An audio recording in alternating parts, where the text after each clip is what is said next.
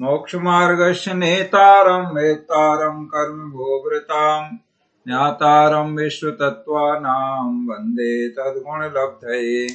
श्री तत्वार्थ सूत्र ग्रंथ जी में आचार्य श्री उमा स्वामी जी महाराज 6वें अध्याय में आश्रव तत्वों का वर्णन कर रहे। कल हमने 3 सूत्र 6वें अध्याय के कर लिए हैं। तो शुभ योगों से पुण्य कर्म का आश्रव होता है और अशुभ योगों से पाप कर्म का आश्रव होता है। ये अत्यंत महत्वपूर्ण चीज है। क्यों है? क्योंकि हम सभी सुख चाहते हैं और दुखों से डरते हैं। षडालाकार ने कहा है ना कि जे त्रिभुवन में जीवे अनंत, सुख चाहे दुख ते भयवंत। अर्थात तीनों लोकों में अनंत जीव हैं और वे सभी जीव सुख चाहते हैं और दुखों से डरते हैं। तो हम भी उन अनंत जीवों में शामिल हैं। एक जीव हम भी सुख चाहते हैं, सारे जीव सुख चाहते हैं, हम भी सुख चाहते हैं। तो सुख का मार्ग क्या है? पुण्य कर्म के उदय से सुख मिलता है। सांसारिक सुखों की बात है यहाँ। जो इंद्रियों के माध्यम से अनुकूलताएं मिलती हैं अपने, वो सब सुख कहलाते हैं, सांसारिक सुख कहलाते हैं। वो पुण्य कर्म के उदय से मिलते हैं और पुण्य कर्म होता है शुभ योगों से। तो हम सुखी होना चाहते हैं संसार में, तो हम पुण्य कर्म करें और पुण्य कर्म करने के लिए हमें अपने मन वचन काया की शुभ प्रवृत्ति करना होगी। और अशुभ अगर करेंगे तो अशुभ प्रवृत्ति से, अशुभ योग से पाप कर्म का आश्रव होगा और पाप कर्म का फल होता है दुख। तो जो बहुत ज्यादा पाप करते हैं वे नरक में जाते हैं, सो वहां के भयंकर दुख उठाते हैं। जो थोड़ा कम पाप करते हैं, पुण्य ज्यादा करते हैं, तो वे मनुष्य बन जाते हैं और मनुष्यों के कुछ सुख और कुछ दुख मिले हुए इस तरह से फल वो पाते हैं। और जो पाप थोड़ा ज्यादा करते हैं, पुण्य कम करते हैं, वे त्रियंच पशु बन जाते हैं। तो पशु त्रियंच योनि में पाप का उदय ज्यादा रहता है, पुण्य का उदय कम रहता है। और जो बहुत ज्यादा पुण्य करते हैं तो वे बहुत ज्यादा सुखों के स्थान देव पर्याय को प्राप्त हो जाते हैं। उनको देव पर्याय मिलती है जहाँ सभी प्रकार के भोग सांसारिक सुख है सभी प्राप्त होते हैं। हमेशा स्वस्थ रहते हैं, हमेशा जवान रहते हैं, इस प्रकार के। और खाना पीना आदि किसी प्रकार की कोई चिंता नहीं। जब भूख का समय होता है सो कंठ से अमृत झरता है, अपने आप भूख की वेदना शांत हो जाती है और अनेक अणिमा महिमा आदि रिद्धियों के स्वामी होते हैं। सो सब प्रकार के मनोनुकूल सारे भोग उन्हें प्राप्त होते हैं। तो ये तीव्र पुण्य, ज्यादा पुण्य जो करते हैं उसका फल वो वहां प्राप्त करते हैं। अब यहाँ तक हमने कल कर लिया था, आज दोहरा दिया है। अब आगे हम बढ़ते हैं। सूत्र नंबर 4 में स्वामी की अपेक्षा आश्रव के भेद बताए हैं। आश्रव के यहाँ 2 भेद बताए जा रहे हैं, पुण्य आश्रव और पाप आश्रव। ऐसे नहीं, यहाँ स्वामी की अपेक्षा से बताए जा रहे हैं। अर्थात कौन जीव कौन सा आश्रव करते हैं, माने वो स्वामी कहलाते हैं, जो जिसका आश्रव करते हैं। सूत्र दोहराएं पहले, फिर अर्थ समझेंगे। सकसाया कसाययो, सकसाया कसाययो, सांपराई केर्या पथयो, सांपराई केर्या पथयो। अर्थात सकसाय माने कसाय सहित, और सकसाय में से संधि विच्छेद करेंगे तो या में से आ निकल आएगा, तो अकसाय यो माने द्विवचन हो गया। ये द्विवचन में यो आता है। तो सकसाया माने कसाय सहित और अकसाय माने कसाय रहित। जैसे 2 प्रकार के जीव हो गए, ये स्वामी हैं। तो कसाय सहित जीवों के सांप्रदायिक, आगे सांप्रदायिक और ईर्यापथ। सांप्रदायिक में का में से ये निकलेगा और ये का ई हो जाएगा संधि विच्छेद करने से। तो ईर्यापथ यो माने ये द्विवचन है, 2 भेद हैं, इसलिए इससे 2 पता चल रहा है। इस तरह से 2 भेद हैं और 2 स्वामी हैं। कसाय सहित जीवों के सांप्रदायिक आश्रव होता है और कसाय रहित जीवों के ईर्यापथ आश्रव होता है। अब देखो कषाय सहित जीव कहाँ तक होते हैं ये हम विचार करें तो पहले गुणस्थान से लेकर के, पहला माने मिथ्या दृष्टि गुणस्थान है, 14 गुणस्थान होते हैं। तो 14 गुणस्थानों में पहला मिथ्यात्व, फिर साधन मिश्र, अविरत, फिर देश व्रत, फिर प्रमत्त व्रत, अप्रमत्त व्रत और अपूर्व दृष्टि, अपूर्वकरण, अनिवृत्तिकरण, सूक्ष्म सांपराय, यहाँ तक अर्थात 10वें गुणस्थान तक। सूक्ष्म सांपराय नाम का 10वां गुणस्थान है। 10वें गुणस्थान में सूक्ष्म लोभ कषाय उदय में रहती है और 10वें गुणस्थान के ऊपर फिर कषाय का उदय नहीं रहता है। तो 10वें गुणस्थान तक जीव कषाय सहित होते हैं। उदय की अपेक्षा यहाँ बात है 11वें गुणस्थान में भी कषाय तो रहती है लेकिन उदय में नहीं रहती है, सत्ता में रहती है, उपशम अवस्था में रहती है। तो उदय में कषाय नहीं रहती है, इसलिए उनके सांप्रदायिक आश्रव नहीं होता है। तो 10वें गुणस्थान तक के जीव उदय की अपेक्षा से कषाय सहित होते हैं और उनके सांप्रदायिक आश्रव होता है। उसके बाद कषाय रहित जीवों के अर्थात 11वें गुणस्थान में कषाय तो है लेकिन उदय रूप नहीं है, उपशम रूप है। तो 11वें गुणस्थान में, फिर 12वें गुणस्थान में मोहिनी कर्म का क्षय हो जाता है। तो कषाय मोहिनी कर्म का ही भेद है, इसलिए कषाय का उदय 12वें गुणस्थान में नहीं रहता है, सत्ता में भी नहीं रहती है, क्षय हो जाता है, अर्थात आत्मा से पृथक हो गई कषाय। तो ऐसे 12वें क्षीणमोह गुणस्थान में, 11वें उपशांत मोह गुणस्थान में और 13वें गुणस्थान में संयोग केवली अवस्था में। बस यहीं तक आश्रव का प्रकरण है, इसलिए 13वें गुणस्थान तक ही यहाँ पर लेंगे हम। तो 11वें, 12वें और 13वें गुणस्थान में जो आश्रव होता है उसे ईर्यापथ आश्रव कहते हैं और वह केवल योग से होता है। कषाय तो वहाँ है नहीं, योग रहते हैं संयोग केवली के 11वें गुणस्थान में भी, 12वें में भी और 13वें संयोग केवली में भी। तो वहां पर ईर्यापथ आश्रव होता है और 14वां गुणस्थान योग रहित अवस्था में होता है, अयोग केवली नाम है। तो वहां पर किसी भी प्रकार का आश्रव नहीं होता है। क्यों नहीं होता है? क्योंकि आश्रव के जो कारण हैं जिनसे आश्रव होता है तो वे कारण वहां पर नहीं है। 13वें गुणस्थान तक योग है, योगों से ही आश्रव होता है, इसलिए 13वें गुणस्थान के बाद 14वें में चूंकि मन वचन काय कोई भी योग नहीं है, इसलिए 14वें गुणस्थान में आश्रव नहीं होता है। तो जिनके आश्रव होता है पहले से 13वें गुणस्थान तक, उनमें दो भेद कर दिए। एक कषाय सहित जीव पहला भेद कर दिया, उनका जो आश्रव होता है वो सांप्रदायिक आश्रव है और सांप्रदायिक आश्रव संसार का कारण है। और दूसरा ईर्यापथ है, 11वें, 12वें, 13वें गुणस्थान में होता है, वहाँ कषाय नहीं है, कषाय रहित जीव होते हैं, केवल योगों से वहाँ आश्रव होता है और वो आश्रव संसार का कारण नहीं है। उसको ऐसे समझ सकते हैं जैसे रस्सी है, रस्सी से हाथी को बांधा जा सकता है, रस्सी में ऐसी सामर्थ्य ताकत है, और रस्सी रखी है उसमें आग लग गई और वो रस्सी जल गई, तो रस्सी जलने के बाद भी वो जिस तरह से उसमें उमठन ऐसी रहती है तो वो वैसी ही दिखती है जलने के बाद भी, लेकिन उसको जब तक ऐसे हिलाए डुलाए नहीं, कोई उठाए नहीं, तो वो जली हुई रस्सी भी वैसी उमठी हुई सी दिखती है। लेकिन उस रस्सी में किसी को, हाथी क्या कोई भी छोटी चीज को भी बांधने की क्षमता नहीं होती है। वैसे ही कषाय जहाँ तक है उनसे जो आश्रव होता है कषाय सहित जीवों के, वो संसार का कारण होता है, और कषाय रहित जीवों के जो योगों मात्र से आश्रव होता है वो संसार का कारण नहीं होता है, तो ईर्यापथ आश्रव कहलाता है।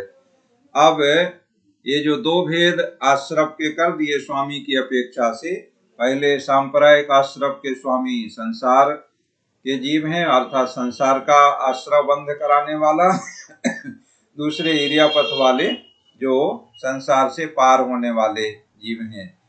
तो पहले सांप्रदायिक आश्रम के भेद बताते हैं। अब जो संसार का कारण है ऐसा सांप्रदायिक आश्रम है, पहले गुणस्थान से 10वें गुणस्थान तक होता है, उसके कितने भेद हैं ये बताया जा रहा है।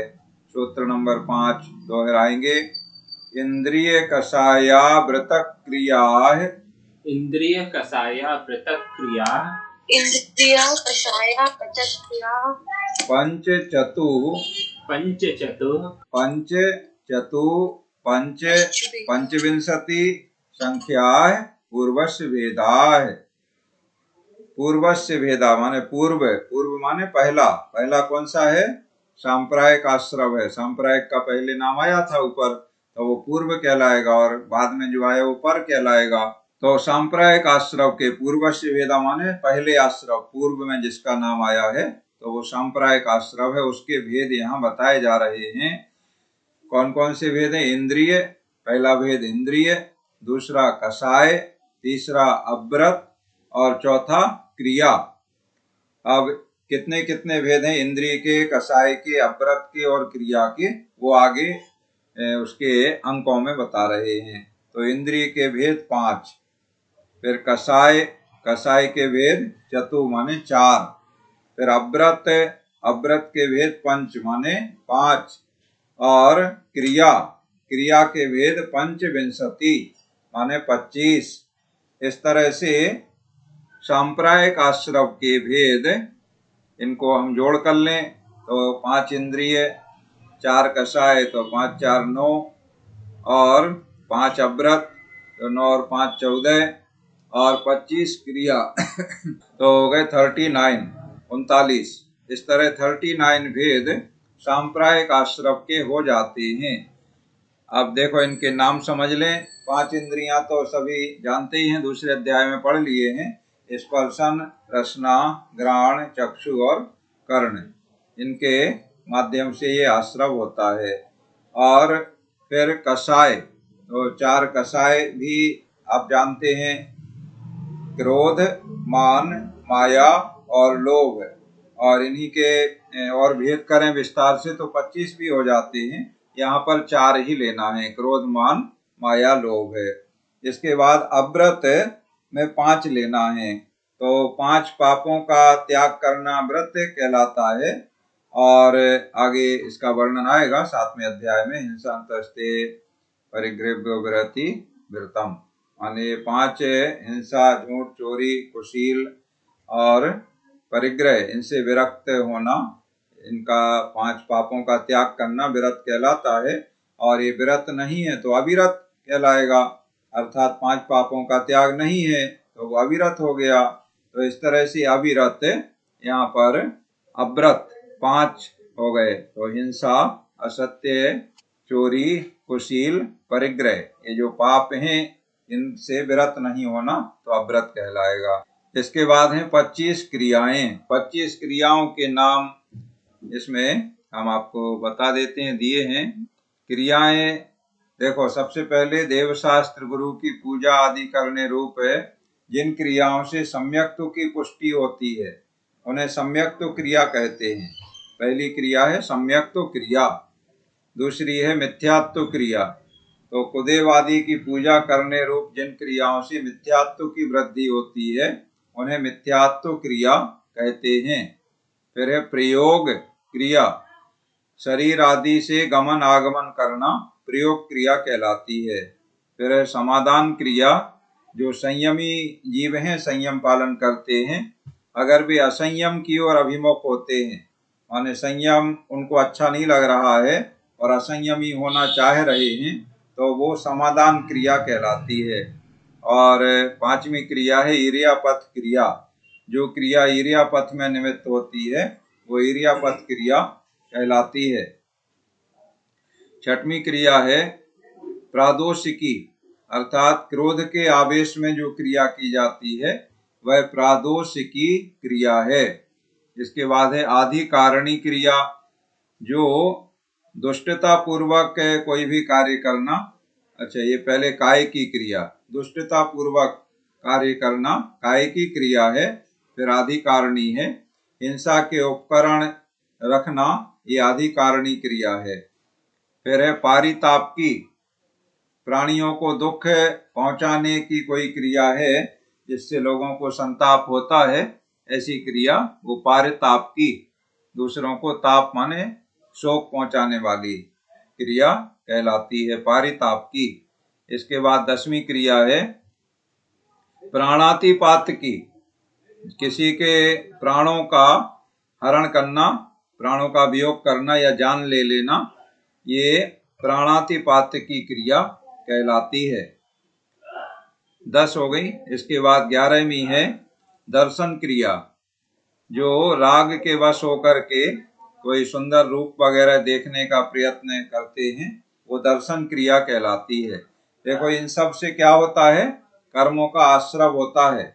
ये सांप्रायिक आश्रव के भेद हैं। सांप्रायिक आश्रव संसारी जीवों को 10वें गुण स्थान तक होता है, तो इन सब से कर्मों का आश्रव होता है। फिर प्रमाद से आलिंगन करने की भावना स्पर्शन क्रिया है। इसके बाद प्रात्यय की क्रिया है, विषय की नई नई सामग्री जुटाना, प्रात्यय की क्रिया कहलाती है। इसके बाद स्त्री पुरुष पशु आदि के उठने बैठने के स्थान पर मलमूत्र आदि करना, इसे समन्तानुपातन क्रिया कहते हैं। और 15वीं क्रिया अनाभोग क्रिया है, बिना देखी बिना साधी बिना शोधी हुई जमीन पर उठना बैठना, ये अनाभोग क्रिया कहलाती है। फिर 16वीं क्रिया है, ये 5-5 के पेयर में 5 तरह की क्रियाएं हैं। तो 16वीं है स्वहस्त क्रिया, जो दूसरे के करने योग्य काम है उसे स्वयं करना, ये स्वहस्त क्रिया कहलाती है। फिर है निसर्ग क्रिया, जो पाप का कारण ऐसी प्रवृत्ति है जिससे पाप होता है, उसमें सम्मति देना, ये निसर्ग क्रिया कहलाती है। कर कोई दूसरा रहा है लेकिन हम उसमें सम्मति दे रहे हैं, हाँ हाँ ठीक किया उसने, तो ये कहलाएगी निसर्ग क्रिया। फिर है विदारण क्रिया, दूसरे के द्वारा किए गए पाप को प्रकट कर देना, विदारण क्रिया कहलाती है।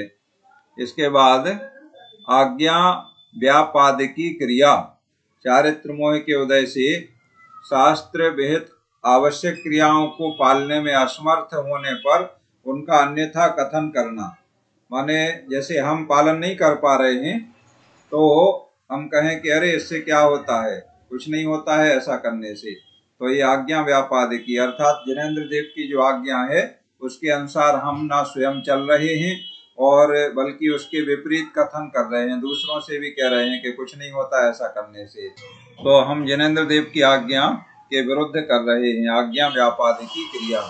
और 20वीं क्रिया है अनाकांक्ष क्रिया, जो कोई मूर्ख है या आलस्य से वह है जैसी विधि आगम में बताई गई है आचरण करने की, तो वैसे ना करके और उसका अनादर करना, माने उत्साह से नहीं करो तो अनादर कहलाता है। कोई भी कार्य को उत्साह पूर्वक करें तो वो आदर होता है, और उत्साह पूर्वक नहीं किए, कर लिए नहीं किए, आगे पीछे कर लिए तो वो अनादर होता है, उसे अनाकांक्ष क्रिया कहते हैं। इस तरह 20 हो गई, 5 और हैं। आरंभ क्रिया 21 नंबर है, छेदन भेदन आदि क्रिया में तत्पर रहना, या दूसरा कोई छेदन भेदन कर रहा हो तो उसे देख करके प्रसन्न होना, इसे आरंभ क्रिया कहते हैं। दूसरा है परिग्रह की क्रिया, तो परिग्रह की रक्षा में लगे रहना परिग्रह की क्रिया कहलाती है। इसके बाद माया क्रिया, ज्ञान दर्शन वगैरह के विषय में कपट व्यवहार करना, मायाचारी करना, माया क्रिया कहलाती है। फिर मिथ्या दर्शन क्रिया, कोई मिथ्यात्व क्रिया करता है या दूसरे से कराता है तो उसकी प्रशंसा करके उसे उस काम में दृढ़ कर देना, ये मिथ्या दर्शन क्रिया है। और अंतिम 25वीं क्रिया है अप्रत्याख्यान क्रिया, संयम को घातने वाले कर्म के उदय से होती है ये क्रिया अप्रत्याख्यान, तो संयम का पालन नहीं करना, जो संयम को घातने वाले कर्म हैं अर्थात चारित्र मोहिनी कर्म है, उसके उदय में संयम का जो पालन नहीं करना है यानी असंयमी बने रहना है, उसे अप्रत्याख्यान क्रिया कहते हैं। इस तरह से ये 25 क्रियाएं हैं, तो 39 भेद हो गए, इंद्रिय, कषाय, अव्रत और ये 25 क्रियाएं, ऐसे 39 भेद हो जाते हैं। ये सांप्रदायिक आश्रव के कारण हैं, अर्थात इनसे सांप्रदायिक आश्रव होता है। पहले गुणस्थान से 10वें गुणस्थान तक के जीवों में ये क्रियाएं, ये 39 भेद रूप सांप्रदायिक आश्रव होता है। इसके बाद ये प्रश्न किया, क्या सभी संसारी जीवों को एक सा आश्रव होता है? क्योंकि सभी प्राय इसी तरह की क्रियाएं करते हैं। तो आचार्य श्री उमा स्वामी जी महाराज सूत्र नंबर 6 में बता रहे हैं कि नहीं, सभी संसारी जीवों को योगों की समानता होते हुए भी एक सा आश्रव नहीं होता है, क्योंकि संसार के सारे जीवों में मन योग, वचन योग, काय योग है।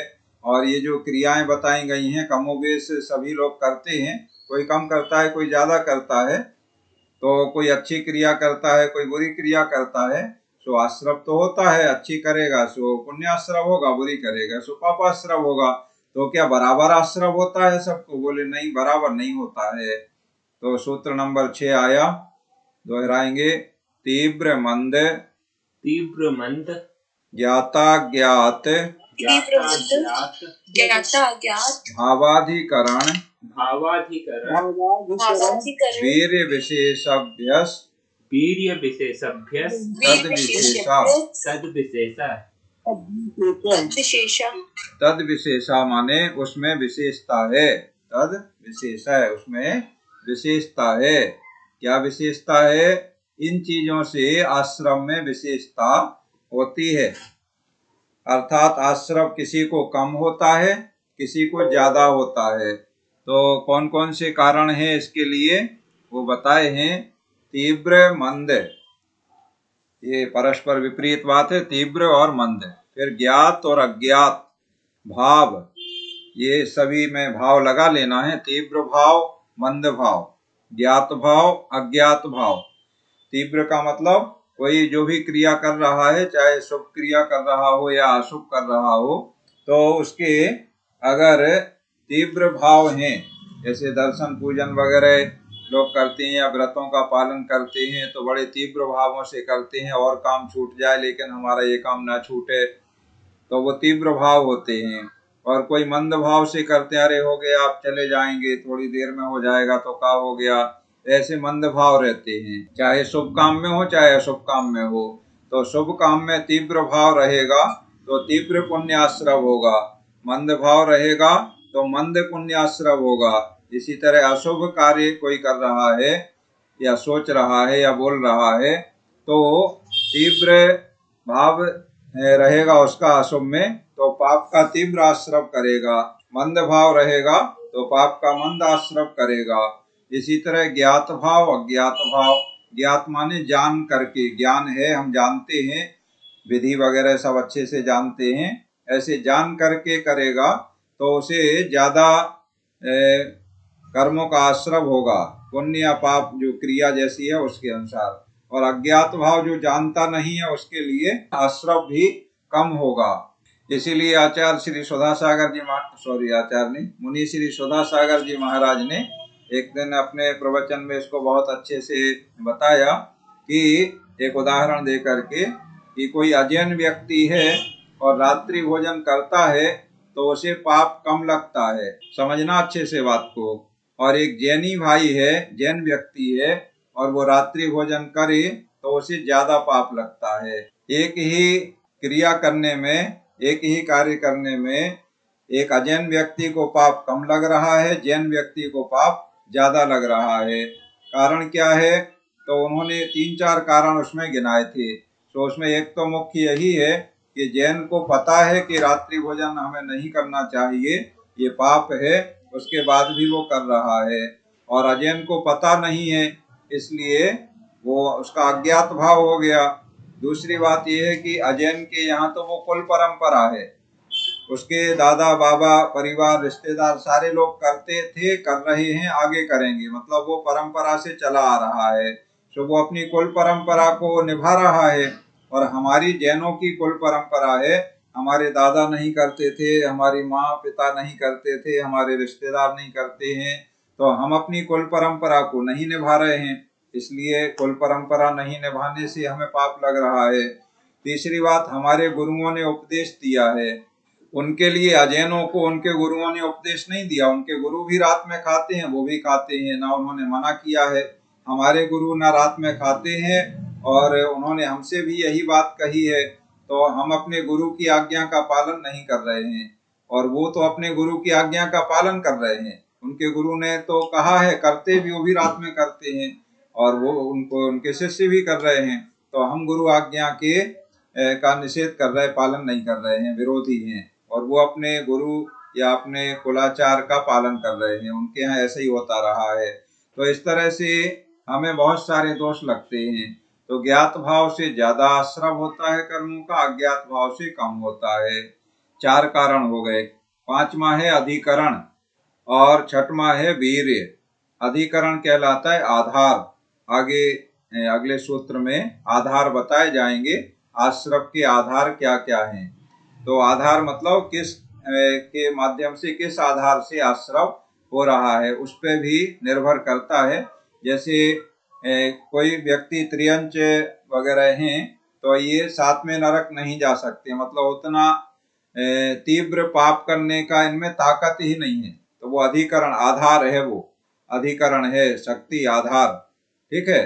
तो जिसमें जितना है, जब वो अगर साथ में नरक नहीं जा सकते हैं त्रियंच, तो वो मोक्ष भी नहीं जा सकते हैं, महाव्रतों का पालन भी नहीं कर सकते हैं, उतनी भी शक्ति उनमें नहीं है, तो उतना ज्यादा पुण्य संचय उनका नहीं हो सकता है, ना उतना ज्यादा पाप कर सकते हैं, ऐसे अधिकरण। इसी तरह से वीर माने शक्ति विशेष, इससे कर्मों के आश्रव में हीनाधिकता आती है। एक सा आश्रव सबके लिए नहीं होता है।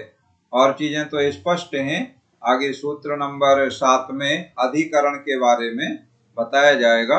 अभी समय हो गया है, इसलिए यहीं पर हम क्लास पूर्ण करते हैं। अब आप अपने प्रश्न जिज्ञासा आदि का समाधान कर लें और फिर कल का पाठ सुना दें।